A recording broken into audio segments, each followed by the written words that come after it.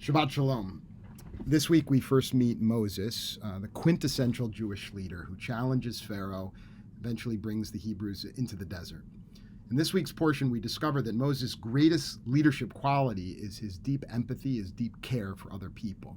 Although he's a powerful Egyptian prince, Moses is bothered by the treatment of the Hebrew slaves. He goes out into the field and he strikes down a taskmaster.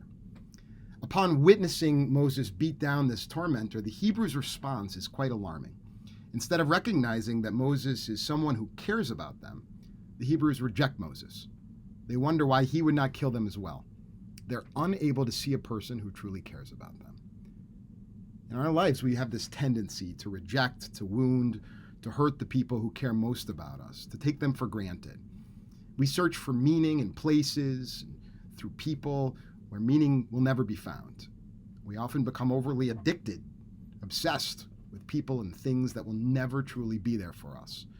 And in the process, we often forget about those people who are there for us again and again. See, although there are truly empathic and caring people in our lives, like the Hebrew slaves, we too often lose sight of them. Yesterday, I spent an hour speaking with two people in my life who have long been there for me, who've cared about me, people who I care about as well. And as I spoke with them, I realized just how easy it is to take the most important people in our lives for granted and to focus too much of our time on what is ultimately empty and void. This week's portion reminds us that there are people like Moses who truly care about us. We just need to be willing to embrace them and not become so enmeshed in other affairs that we forget about them. Shabbat Shalom.